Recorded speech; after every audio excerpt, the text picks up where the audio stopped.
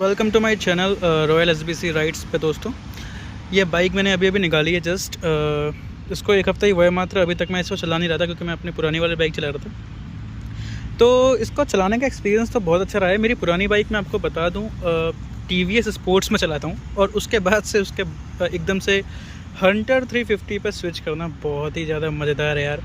इसमें स्विच करने के बाद इतना अच्छा एक्सपीरियंस मिल रहा है, मैं आपको शेयर कैसे करूं वीडियो के माध्यम से मुझे समझ में नहीं आ रहा है। लेकिन ये बहुत ही अच्छी बाइक है यार। टोक्यो ब्लैक इसका प्रीमियम वर्जन और ये टॉप ग्रेड मॉडल बड़ा ही मस्त है, बहुत ही अच्छे, बहुत ही स्मूथ और बहुत ही मस्त तरीके से मक्खन चलती है यार। इसको चलाने के बाद का मतलब मेरा तो मन ही नहीं करता इसे उतरने का। इससे मैं अभी अपना डेली ऑफिस जाने वाला हूँ और मैं डेली इससे वीडियो बनाया करूँगा, अपने चैनल पर अपलोड किया करूँगा। तो आप लोगों को अगर वो चीज़ भी देखनी है तो आप मेरे चैनल को सब्सक्राइब ज़रूर कर लीजिए, ताकि आपको सारी इन्फॉर्मेशन मिलती रहे कि मैं बाइक चला रहा हूँ तो 10,000 पे 5,000 किलोमीटर पे कैसा रिव्यू दे रहा हूँ मैं, वो सब आप जानने के लिए मेरे चैनल को सब्सक्राइब एक बार कर लीजिए। तो आप देख सकते हैं कि अभी निकाला, अभी तक इसका नंबर प्लेट भी नहीं आया और मैंने इसमें कुछ एक्सेसरीज़ वगैरह भी लगवाई हैं अलग से, जिनका अकेले का खर्चा ही 10,000 रुपये का आ गया था। जिसमें मैंने इसमें लेग गार्ड, सम्प गार्ड और ये बैक रेस्ट अलग से लगवाया था। मतलब ये तो शोरूम से लगवाया था क्योंकि इनकी क्वालिटी थोड़ी अच्छी होती है। बाकी देखा जाए तो बाइक की क्वालिटी तो खुद की भी बहुत अच्छी ही है। बाकी मुझे नहीं लगता इसमें कोई कमी है। इसमें ABS भी है और मतलब अब TVS स्पोर्ट्स में मैं जब चलाता हूँ उसमें तो बिल्कुल भी दोनों तरफ ABS है ही नहीं। उससे तो मेरा एक्सीडेंट भी हो चुका है क्योंकि ब्रेक ही नहीं लग पाते थे और इसमें दोनों तरफ ABS हैं। डिस्क ब्रेक भी दे रखे हैं जो कि TVS स्पोर्ट्स में नहीं है। तो मेरे लिए ये बहुत बड़ा जंप है और सेफ्टी के पर्सपेक्टिव से कहूँ तो बहुत अच्छी बाइक है। ब्रेक इसके बहुत अच्छे लगे मेरे को। इसके मिरर्स खास करके मुझे बहुत अच्छे लगे हैं, जो इसके मिरर्स हैं। और बाकी मैं सोच रहा हूँ कि इसके ऊपर PPF करवा लूँ, क्योंकि PPF करवाने से क्या होगा ना कि जो इसका वाइट कलर का ग्राफिक्स है ना, ये थोड़ा धूप में रहने के बाद या टाइम टू टाइम काफ़ी दिनों बाद काफ़ी पीला पड़ जाता है। तो इस वजह से मैं सोचता था कि इसके ऊपर PPF करवा लूँ, वो भी ग्लॉसी वाला। तो ग्लॉसी वाला PPF अगर मैं इस पर करवा लेता हूँ ना तो ये जो वाइटनिंग है ना इसकी, ये ज़्यादा फेड नहीं पड़ेगी और पीलापन सा नहीं आएगा। लेकिन वैसे मैं बता दूं आपको, ये मैट कलर में आती है, matte black and white colour में आती है। बट अगर आप इसके ऊपर PPF भी करवा लोगे और आप बाकी वीडियोस भी देखोगे ना यूट्यूब पे, तो वो कई लोगों ने डाल रखी है PPF से ग्लोसी लुक आता है इसका, थोड़ा सा अच्छा लगता है। लेकिन मैट भी काफ़ी अच्छा लग रहा है, इतना बुरा नहीं लग रहा है। और मैट में इसलिए दिया है कंपनी वालों ने क्योंकि मैट में ही अच्छा लगेगा, ग्लॉसी में नहीं लगेगा। लेकिन फिर भी अगर आप ग्लॉसी करवाते हैं तो वो भी बहुत अच्छा लगता है, मैंने देखा है। और वैसे मैंने पता किया था, इसका खर्चा तो लगभग 10,000 रुपये का आ रहा था, 11,000 रुपये का इस पर पूरा PPF कोटिंग करवाने का, आगे से लेकर पीछे तक।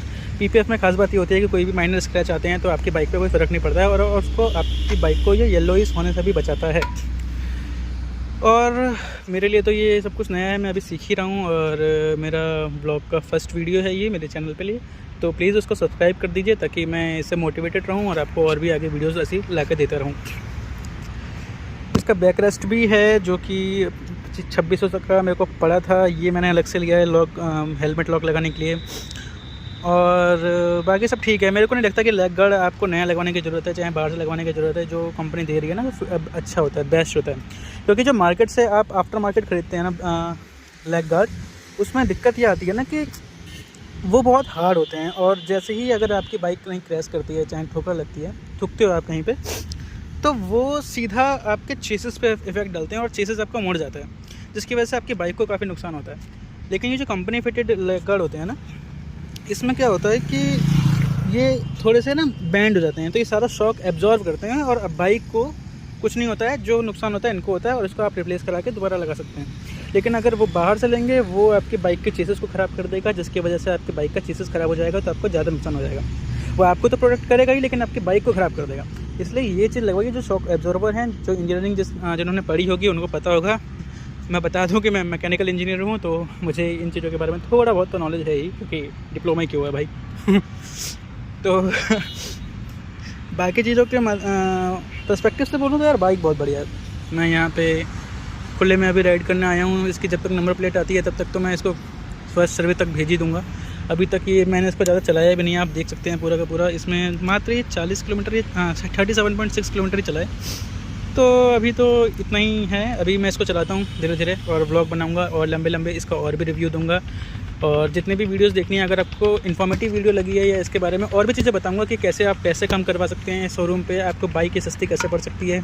मैंने करवाया है अपने कम से कम 5 से 6 हज़ार रुपये मैंने इस बाइक में कम किए हैं अपना दिमाग लगा के। आप भी वो चीज़ कर सकते हैं। तो जानने के लिए वीडियो को सब्सक्राइब कर लीजिए और उसकी बात मैं अगले नेक्स्ट वीडियो में करूँगा। तब तक के लिए थैंक यू। सब्सक्राइब कर दीजिए चैनल को, थोड़ा मोटिवेशन मिलता है। मेरे शॉर्ट्स वीडियो भी आती रहती हैं, आप वो भी फॉलो कर सकते हैं, उनको भी देख सकते हैं। बाकी मैं अपना इंस्टाग्राम अकाउंट बाद में रिवील कर दूंगा। अभी तो मेरे को नहीं लगता कि पहले चैनल थोड़ा सा अच्छा हो जाए, उसके बाद मैं करता हूँ। बाकी आपको चैनल का नाम याद हो जाए, रॉयल SBC राइड्स करके मेरा नाम है, चैनल का नाम है, आप उसको सब्सक्राइब कर सकते हैं। तो रिव्यू के लिए तो यही था अभी, और ज़्यादा खास था नहीं कुछ। और मैं इसमें सोच रहा हूँ कि एक वो लगवा लूँ, एक्सेसरीज़ के नाम पे छोटा सा आता है फ़ोन होल्डर, वो मैं यहाँ लगा लूँगा ताकि मैं फ़ोन देख सकूँ। क्योंकि इसमें आप देखेंगे यहाँ पे ट्रिपर दिया हुआ है, ट्रिपर में आप अपना मीन्स चाहते तो है मैप लगा सकते हैं, मैप देख सकते हैं, लेकिन इसमें टर्न बाई टर्न नेविगेशन दिखाता है। अगर आपको पूरा फुल मैप व्यू चाहिए स्क्रीन के ऊपर, तो आप बेस्ट मैं कहूँगा कि यहाँ मोबाइल होल्डर लगा लीजिए। लेकिन मोबाइल होल्डर को ज़्यादा ठंडी जगह और ज़्यादा धूप में यूज़ मत करिएगा, क्योंकि आपका मोबाइल उससे ख़राब हो सकता है। तो ये थी मेन चीज़। अगर आपको ज़्यादा धूप है, बहुत ज़्यादा गर्मी है, तब तो आप इसको यूज़ कीजिएगा। अगर आपको रास्ता मोटा मोटा पता है, उसके बाद ये भी अच्छा काम कर देगा, आपको बता देगा। लेकिन कई लोगों को होता है मैप देखने की आदत होती है, मैप देख के ही वो कोई चीज़ कर सकते हैं, कोई चीज़ बता सकते हैं, तो वो भी चीज़ अच्छी है। बाकी इसका हर एक चीज़ अच्छा है। लोग कहते हैं कि इसका हीटिंग इशू बहुत है, लेकिन मैंने अभी तक इसको चलाया नहीं है इतना ज़्यादा। आप देख सकते हैं 37.6 किलोमीटर चलाया है। तो हीटिंग इशू के बारे में तो मैं ज़्यादा कुछ बता नहीं सकता हूँ, क्योंकि अभी मेरे को फील नहीं हुआ है और मैंने जनवरी में लिया। तो अभी जैसे जैसे मार्च अप्रैल मई जून आता है तो मैं बता पाऊँगा कि ये क्या सीन है इसका। तो बाइक दूर से देखने में तो बहुत ही सुंदर लग रही है, और देखा जाए तो बाकी सब ठीक ही है।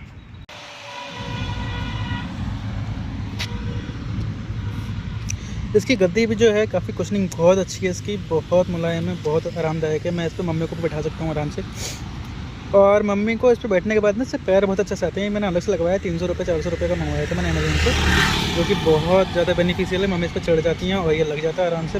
बाहर शॉप से लगवा लिया था मैंने, क्योंकि शोरूम पर तो ये बहुत महंगा लगा रहे थे, और इसकी इतनी ज़्यादा ज़रूरत नहीं है कि ये कोई वैलिड हो, मतलब बहुत ही अच्छे मटेरियल का हो, ये नॉर्मल है। लेकिन आपको ये अच्छे मटेरियल का लगवाना है बैक सीट, जो कि बहुत अच्छी है। अब क्या है ना, इसमें चढ़ता हूँ उतरता हूँ तो ये जूते के निशान, चप्पल के निशान इस पर लग जाते हैं उतरते समय। लेकिन सीट छोटी है, लेकिन मैंने सोचा था कि बहुत छोटी सीट है, लेकिन फिर भी अगर मैं इस पर बैठता हूँ, मेरी मम्मी बहुत आराम से बैठ जाती हैं। और बाकी सब तो इसका अच्छा ही लगी है मेरे को, कोई दिक्कत वाली बात नज़र नहीं आ रही है। बाकी सब बढ़िया है, पीछे का लुक, आगे का लुक मस्त है, बहुत बढ़िया।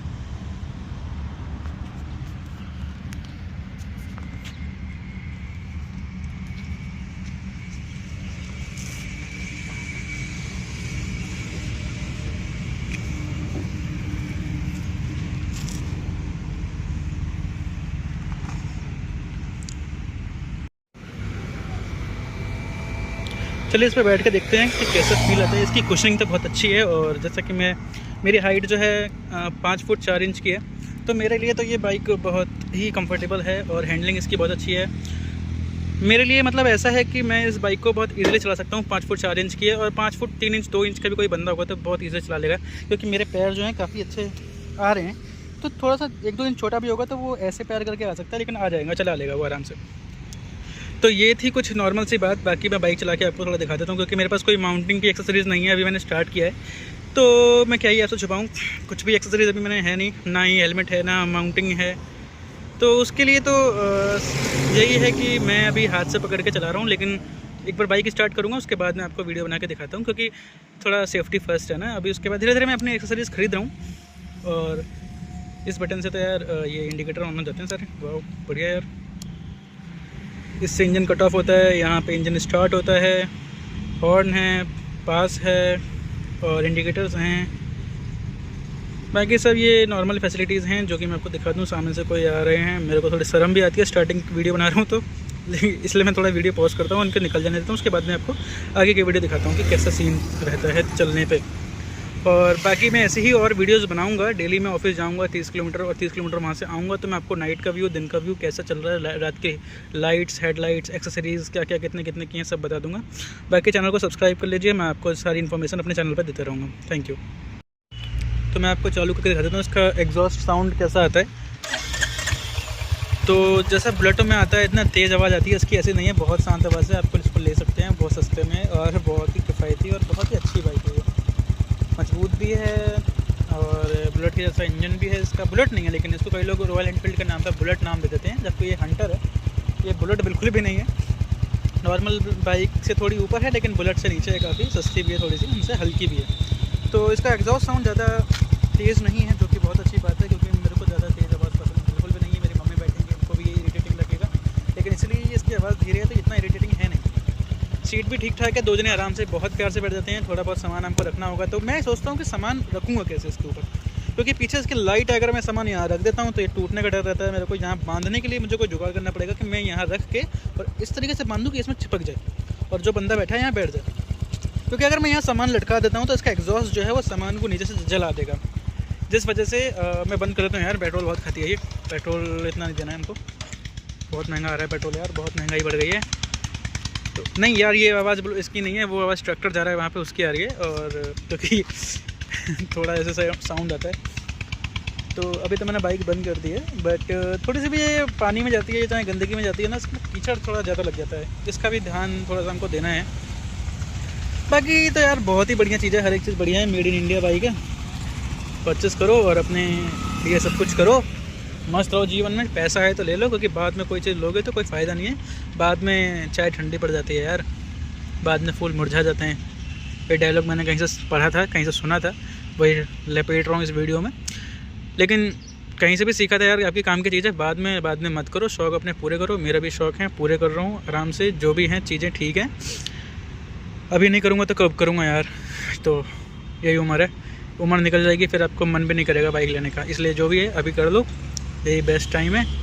हर दिन बेस्ट होता है, जब मन करे तब करो कोई भी काम, ठीक है, बढ़िया है। बाकी सब ठीक है, आप सब्सक्राइब कर दो, क्योंकि इसका टाइम बाद में नहीं आएगा कि आप बाद में सब्सक्राइब करोगे। वीडियो भी अभी सब्सक्राइब कर दोगे तो आपके लिए ही बेटर है, तो मेरे लिए भी बहुत ज़्यादा बेटर है, क्योंकि मैं अभी स्टार्ट कर रहा हूँ और मेरे को मोटिवेशन मिलेगा, और वीडियोज़ लाऊंगा और अच्छी अच्छी चीज़ें जानकारी दूंगा। आप खरीदने वाले हैं तो मेरी गलतियों से सीखेंगे, फिर नहीं खरीदेंगे, और नहीं खरीदने का मन है तो शायद मैं इतनी अच्छी चीज़ बता दूं कि आप ख़रीदने पे आपका मन कर जाए। इसीलिए बस वीडियो को सब्सक्राइब कर दो, ताकि मैं आपको नई चीज़ें ला के देता हूँ। ये मैंने नेविगेशन स्टार्ट किया है, जिसमें दिखा रहा है कि आपको सीधा जाना है 0 मीटर पे। अभी ये नेविगेशन सिस्टम है इसका, जो मैंने अपने फ़ोन से कनेक्ट कर लिया है, और ये ट्रिपर में इतना शो करता है कि आपको जाना कैसे है, कहाँ जाना है, कैसे जाना है। बाकी ट्रिप A, ट्रिप 1 इस बटन से, यहाँ पे एक बटन दे रखा है, इस बटन से हम चेंज कर सकते हैं। Trip A, trip B, odometer आ गया, ठीक है। और जब इसका फ्यूल इंडिकेटर ये लुप चुप बोल सकता हूँ मैं इसको, जैसे ब्लिंक करेगा तो ये ट्रिप F में चला जाता है, यानी कि ट्रिप फ्यूल में चला जाता है। अभी इसमें टाइमिंग शो हो रहा है 4:44 हो रहे हैं शाम के। ट्रिप A, B और ओडोमीटर है, तो ट्रिप A मैंने 0 कर दिया लॉन्ग प्रेस करके। इसको लॉन्ग प्रेस करके रखेंगे तो ट्रिप A 0 हो जाएगा। बाकी ओडोमीटर आपका उतना ही रहेगा जितना दिखाता रहता है, क्योंकि वो जानकारी के लिए होता है। बाकी अभी न्यूट्रल पे है, ABS ऑन है। बैटरी इंजन में बोल रहा है कि सर्विस कराने के लिए बैटरी का भी कुछ सिंबल आ रहा है, इसके बारे में कोई जानकारी है नहीं मेरे को अभी, लेकिन मैं आपको टाइम टू टाइम देता रहूँगा चीज़ें। तो चलिए शुरू करते हैं और स्टार्ट करते हैं यहाँ से। इसको इस तरफ आप प्रेस करेंगे तो स्टार्ट हो जाएगा। तो आप देख सकते हैं कितना ही अच्छा साउंड आ रहा है इसका, जो कि बहुत अच्छा लग रहा है मेरे को।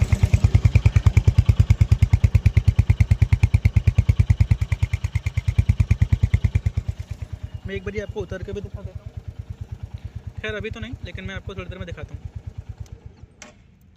तो दोस्तों ये बाइक मेरी चल पड़ी है, और मैं यहाँ से अपने एक हाथ से बाइक चला रहा हूँ और एक हाथ से वीडियो शूट कर रहा हूँ।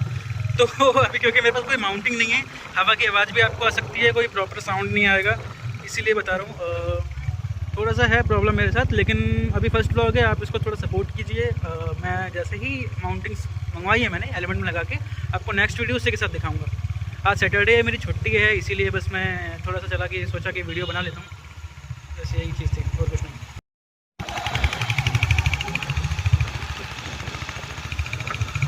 बाइक से बाहर का व्यू देखने का नज़ारा ही बहुत अलग होता है यार। तो ये आप देख सकते हैं नॉर्मल सा व्यू आ रहा है, लेकिन बहुत अच्छा लग रहा है मेरे को। बाइक का पॉइंट ऑफ व्यू यही है, बाइक का point of view POV bike चाहिए। बहुत बढ़िया व्यू आ रहा है सच में, बहुत बढ़िया, शानदार। भाई भारी बहुत है तो थोड़ा सपोर्ट चाहिए होगा।